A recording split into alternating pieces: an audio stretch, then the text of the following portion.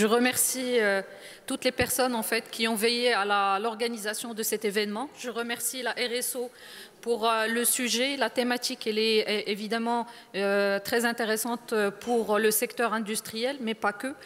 Et je présente en fait tout d'abord notre activité. Donc, Monsieur Drej nous a demandé effectivement de partager notre expérience, un retour d'expérience, notre vécu en fait à travers un petit peu donc cette démarche de décarbonation donc, et toutes les actions qu'on a mises en place. Donc, je vais démarrer avec une petite présentation. Donc, comme ça vous mettra un petit peu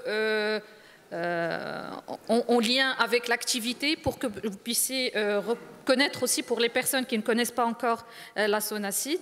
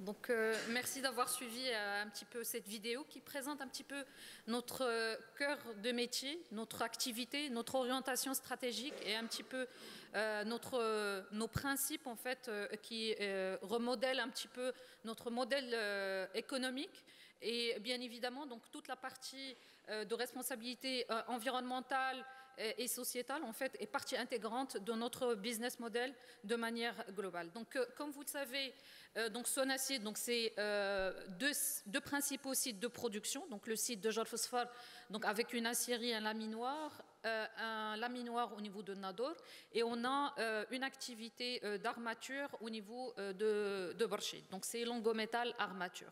Donc ce qui est à préciser parmi les actions qui ont été initiées dans le cadre de notre stratégie environnementale et énergétique, donc nos installations sont alimentées à plus de 85% en énergie renouvelable, donc principalement de l'éolien, mais aussi donc, du photovoltaïque, comme vous avez vu avec le parc photovoltaïque qui a été instauré et installé au niveau du site de Nador. Donc c'est un site de 2 mégawatts donc, au niveau de Nador qui est opérationnel depuis l'année dernière.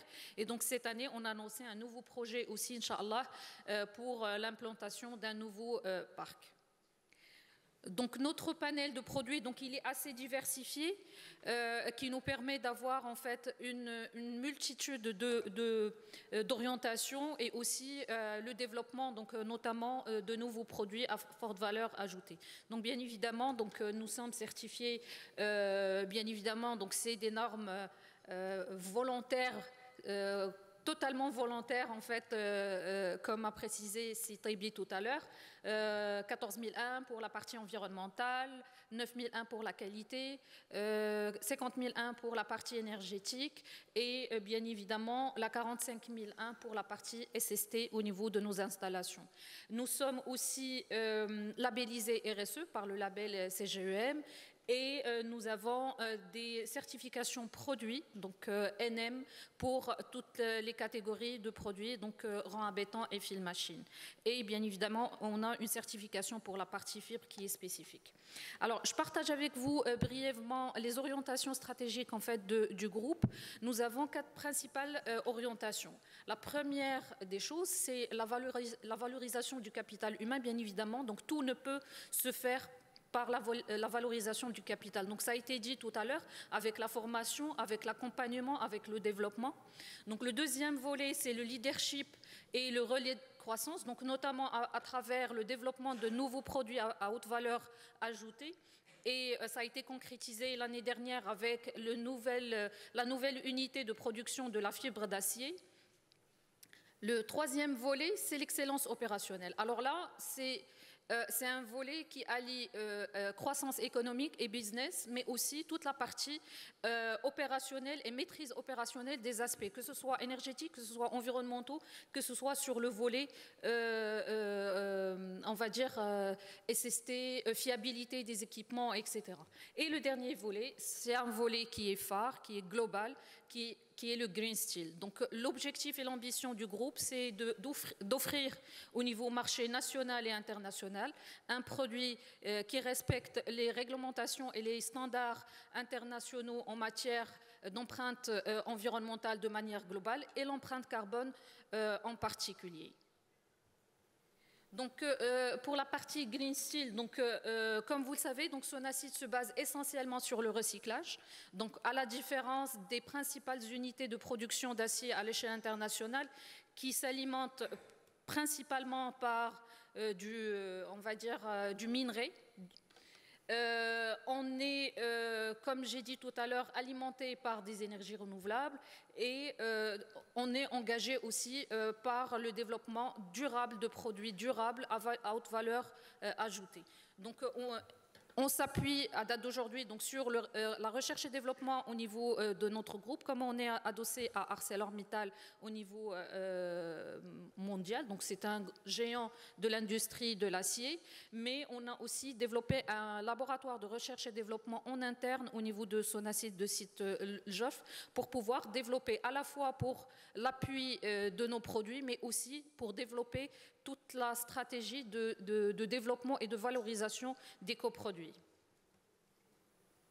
Alors, j'ai repris en fait juste à titre indicatif en fait pourquoi nous avons cet avantage en fait quand on recycle de la ferraille en termes d'émissions CO2. Donc, rien que cette étape, on va dire, elle permet à la Sonacid de diminuer drastiquement ses émissions CO2. Donc, quand on recycle directement de la ferraille, ça nous permet d'avoir environ 0,6 tonnes de CO2 produit, par exemple à la tonne produit. Quand on utilise du minerai, on est entre 1 et 2 tonnes d'émissions CO2 par tonne produite. Donc rien que ça permet d'avoir une réduction non négligeable en matière d'émissions CO2. Donc, en plus, bien évidemment, de tout ce qui est maîtrise opérationnelle, réduction des consommations et toute la partie efficacité énergétique. Et donc, je terminerai avec le dernier point. Donc, comme vous le savez, donc ça a été communiqué. La Sonacid a eu la certification et donc la reconnaissance de son empreinte environnementale par rapport à notre produit. Et donc, on a eu le privilège d'avoir notre EPD. Donc c'est une, on va dire, reconnaissance par rapport à tous les efforts qui ont été faits. Et ça nous a permis aussi d'avoir une empreinte qui est très concurrentielle par rapport au marché international. Donc, comme vous savez, donc, ça a été aussi mentionné tout à l'heure dans le premier panel, donc, le CBAM ou là, le MACF, donc, il est entré en vigueur d'une manière transitoire à partir d'octobre 2023. Et donc, tous les producteurs exportateurs, donc, ils seront tenus à justifier et à communiquer leur empreinte produit au niveau international pour justifier de leur bonne volonté et de leur efficacité en termes de process et en termes d'émissions de CO2 à l'échelle internationale. Donc je vais m'arrêter là et je continue en termes, si vous avez des questions ou autres. Merci à vous. La Sonacid a évolué depuis le temps où j'y étais, ça fait maintenant 23 ans. Vous vous souvenez des taxis Mercedes? Ben, la Sonacid a pu avoir la possibilité de recycler ça et maintenant c'est du rond à béton. Je pense que tout à l'heure Amel pourra en parler un petit peu. Donc j'invite Amel Selma de Lafarge Holcim, qui est chef de production de l'usine de Fès. Bonjour, bonjour à tous. Je tiens à remercier l'association pour cette aimable invitation, pouvoir partager un petit peu avec vous tout le travail qui est fait en matière de décarbonation au niveau de l'industrie cimentière. En l'occurrence, je vais parler au nom de Lafarge Holcim Maroc, partager quelques chiffres clés et quelques initiatives qui vont dans le sens justement de réduire notre empreinte carbone. Alors, tout d'abord et avant de rentrer un peu plus dans le détail, nous avons une stratégie volontariste dans la lignée de ce qui a été évoqué tout à l'heure, de baisser notre empreinte CO2 avec une ambition groupe d'atteindre la neutralité carbone à horizon 2050. Donc là, on est sur l'ambition, la stratégie affichée par le groupe Holcim auquel on est adossé au niveau Lafarge Holcim Maroc. La déclinaison de cette stratégie au niveau Maroc se décline au travers un programme phare qui a été lancé en 2021, qui porte le nom de Ardi Hayati, qui est structuré en 4 grandes parties. Le premier volet étant tout ce qui tourne autour climat-énergie, et donc là ça va tourner essentiellement sur la réduction directe des émissions CO2. Le deuxième volet sur l'économie circulaire, qui est indirectement lié à la réduction CO2, qui est tous les sujets qui tournent autour de la valorisation des déchets, notamment en cimenterie, mais pas que. Un troisième volet sur l'eau et la nature. On sait très bien qu'on est dans un pays avec un stress hydrique qui est là et que nous devons bien sûr adresser. Donc là, on va retrouver tout un tas d'initiatives, de sujets qui vont dans le sens de la protection, de la préservation de la ressource en eau et encourager toutes les initiatives biodiversité. Un quatrième volet va tourner autour de la population, les communautés, notamment les communautés riveraines à nos sites de production pour créer ensemble une valeur partagée. Donc là, voilà juste pour planter un petit peu le décor et bien affirmer que la stratégie, l'ambition du net zéro est bien affichée avec une ambition d'atteindre la neutralité à horizon 2050. Rapidement, pour ceux qui pour reclarifier un petit peu d'où vient ce CO2 dans la production ciment. Alors, je vais essayer de ne pas trop rentrer dans le détail. Étant responsable de production, je pourrais passer 3 heures sur le sujet. Donc ici, le constituant principal pour la production du ciment, donc l'histoire commence au niveau de carrière calcaire. Donc on va prendre ce composant calcaire qui va subir un certain nombre d'étapes et traverser un certain nombre d'équipements pour être transformés d'abord en clinker et puis en ciment. Donc la transformation en clinker va d'abord nécessiter un broyage fin de ce constituant, un mélange avec d'autres composants. Donc là, on va parler, il y a une énergie électrique qui va être engagée pour pouvoir faire ce broyage-là. Ce mélange-là va ensuite être présenté au niveau d'un four. Et là, on va avoir un apport plutôt thermique pour pouvoir atteindre des températures de 1400-1450 degrés pour cuire justement cette farine, pour utiliser un petit peu le jargon technique. Et au niveau de cette étape-là, on va avoir à la fois la consommation d'une énergie thermique pour atteindre justement la température souhaitée, mais c'est là aussi que va se passer la réaction chimique de décarbonation du calcaire. On va passer du CaCO3 à un CaO plus CO2. Et donc là, on va être... et là, c'est aussi une partie qui explique les émissions CO2. Suite à cela, on va avoir ce clinker qui est le composant majoritaire qu'on va retrouver au niveau ciment, qui va ensuite être broyé, ajouté à d'autres composants pour avoir notre produit final qui est le ciment. Donc là, juste pour fixer un petit peu, planter le décor et voir d'où vient, quand on parle d'émissions CO2 ciment, de quoi on parle. Pour dire ça en chiffres. Donc là, on est sur les chiffres de 2022. On est aussi sur des éléments qui figurent sur notre rapport annuel, donc accessible sur le portail de notre société. Alors, les émissions CO2 que nous avons, on va les répartir en 3 grandes familles. Il y a une partie qui est liée à la partie réaction chimique, donc ça va peser de l'ordre de 63% des émissions CO2. Donc là, c'est vraiment le premier levier qui va permettre d'avoir un vrai effet d'échelle sur les émissions globales CO2. Le deuxième volet sur la partie consommation énergétique thermique. En l'occurrence, nous utilisons du petcoke.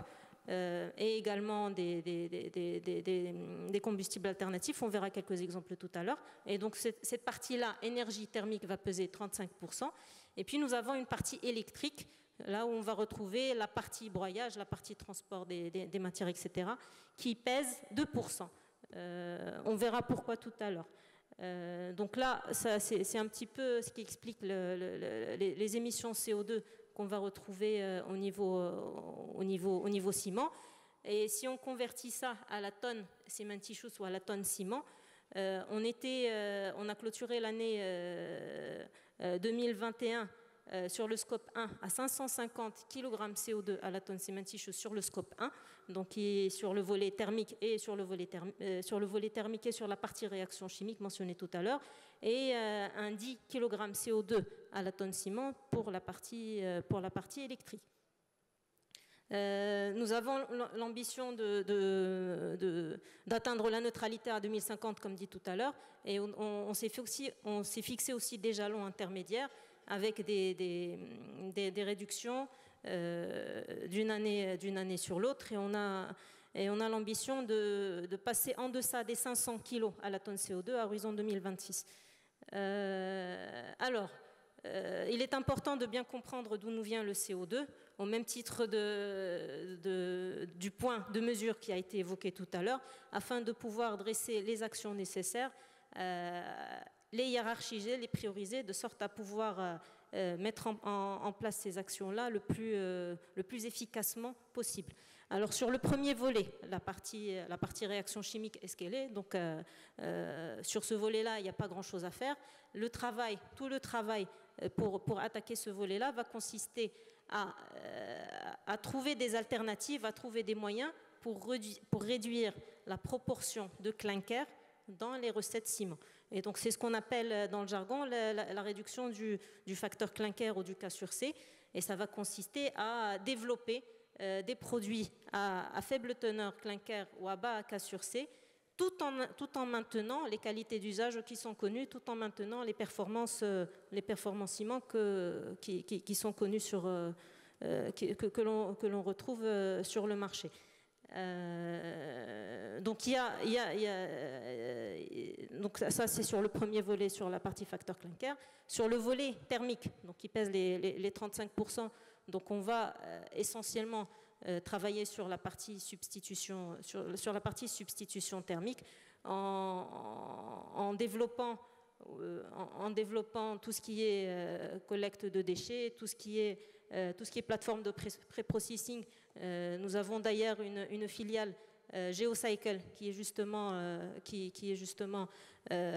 a pour activité majeure la collecte et le traitement de déchets, de sorte à pouvoir les consommer, pour les rendre adaptables à la consommation en four de cimenterie. On va retrouver ici notamment tout le travail qui est fait au niveau des RDF ou déchets ménagers banals, déchiquetés, qui sont préparés et on va dire utilisés comme combustible alternatif au coq qui est un matériau importé. Et comme mentionné tout à l'heure, développer cette filière-là va permettre de baisser à la fois notre dépendance énergétique vis-à-vis d'autres pays, mais aussi de baisser la facture énergétique sur le coût de revient du ciment. Le troisième volet, énergie verte, et donc là, ça va passer par la fourniture, par la consommation d'énergie verte. Nous sommes, alhamdoulilah, très bien placés sur la partie électrique. On a des sites qui sont principalement raccordés en haute tension, donc on a pu bénéficier de contrats à PPA depuis plusieurs années déjà. On est sur du 85% déjà en substitution électrique en 2022 et on ambitionne d'atteindre les 100% à horizon 2025 en complétant les points restants. On verra un petit détail tout à l'heure si on a le temps. Bien sûr, je ne l'ai pas mentionné, mais ça va de soi. Sur chacun de ces leviers-là, il y a aussi un volet performance, un volet optimisation incrémentale qui est fait et ça passe par la mesure, par le suivi, par tout un système d'animation qu'on va retrouver au niveau des sites industriels pour veiller à ce que nos consommations énergétiques restent bien maîtrisées et optimisées dans la mesure du possible. On est bien sûr certifié 9001, 14001, 50001 sur l'ensemble de nos sites. Ça permet d'assurer d'année en année que nous avons le système de management nécessaire pour pouvoir atteindre cette efficacité-là. Donc par la suite, je vais juste mentionner quelques exemples sans rentrer dans le détail. J'ai essayé de mettre un exemple par levier. Donc sur la partie facteur clinker, on peut retrouver déjà sur le marché des produits qui sont à faible teneur de clinker, dans la limite bien sûr, tout en respectant, tous ces produits-là sont bien entendu certifiés, on a le potentiel d'aller un petit peu plus loin. Il y a justement une réflexion qui est en cours pour libérer un petit peu le volet normatif et pouvoir produire des ciments à même qualité, mais avec un pourcentage de clinker qui est moindre, notamment en partenariat avec l'APC et avec Imanor. On est sur des choses qu'on peut faire. On peut déjà faire beaucoup de choses avec le cadre actuel et on peut aller encore plus loin. Là, sur les deux exemples qui sont cités ici, on est facilement sur du 30% d'optimisation d'émissions CO2 sur les produits, sur certains produits qui sont proposés. Pardon. Le deuxième point, donc il y a la partie optimisation énergétique, il y a le volet, entre autres, il y a l'expérience réussie de la plateforme Domeza qui a été lancée en 2016-2017. On va aller récupérer on va aller réorienter un déchet qui était destiné à être enfoui ou à être mis en décharge publique afin de le trier, le traiter et le transformer en combustible que l'on peut exploiter en cimenterie. Pour la plateforme Domeza, cette plateforme a une capacité de traitement de 100 000 tonnes et on arrive comme ça à éviter chaque année l'enfouissement d'une quantité de 100 000 tonnes, qui n'est pas rien, ce qui se transforme après tri, séchage, broyage, etc., à une quantité de l'ordre de 50 000 tonnes par an, toujours pour cette plateforme-là. Ça permet de réduire un besoin d'importation en petcoke de l'ordre de 22 000 tonnes, ce qui n'est pas négligeable. Il y a aussi on voudrait aussi élargir cette initiative-là à d'autres sites. Ce combustible-là est essentiellement consommé à l'usine de Bouskoura et on a pour ambition d'élargir ce modèle-là à d'autres sites industriels. Et ça a fait l'objet d'une... Il y a une convention en janvier 2022 qui a été signée entre l'État et l'APC pour mettre en place un plan national visant à développer le développement de cette filière-là. La partie énergie électrique, on en a parlé, on est déjà sur un pourcentage de 85%, avec une ambition d'atteindre les 100%. Alors le delta pour les 100%, puisqu'on veut l'atteindre, on a quelques sites qui sont en moyenne tension, donc la libération, on va dire, du cadre législatif sur ce volet-là va permettre d'atteindre rapidement les 100% sur ce volet-là. Et il y a quelques initiatives en cours ou des études en cours pour vraiment combler les petits écarts. On a des études de faisabilité sur des petits parcs solaires, de sorte à atteindre le 100%. À noter que pour l'usine de Tétouan, on a un parc éolien propre d'une capacité de 32 mégas depuis plusieurs années, qui permet de satisfaire de l'ordre de 40-50% du besoin global de cimenterie. Donc ça aussi, c'est un point à soulever. Un dernier petit point sur la partie réhabilitation et préservation de la biodiversité. Il y a plusieurs initiatives, plusieurs choses qui sont lancées, mais je tenais à partager avec vous cette expérience-là. Je viens d'être mutée à Fès, j'étais à Agadir avant, donc cet exemple-là me parle particulièrement. On a réussi une première expérience au niveau mondial de transplantation d'arganiers adultes, où on a été récupérer les arganiers qui étaient situés au niveau de la zone d'exploitation carrière et les déplacer vers une zone en assurant on va dire leur viabilité. Ce projet-là a été mené avec la contribution de l'ANZOA et de l'Agrotech, avec un taux de réussite de 70%, et avec un ensemble de bonnes pratiques qui ont été, et de recommandations que l'on a pu déduire de cette expérience-là, qui ont été partagées notamment dans le cadre de congrès ou de conférences internationales. À titre d'exemple, le congrès international de granier qui a eu lieu l'année dernière. En quelques mots, voici quelques éléments pour planter un petit peu le décor sur la partie émissions CO2. Et je serai ravie de répondre à vos questions si vous en avez. Voilà, merci.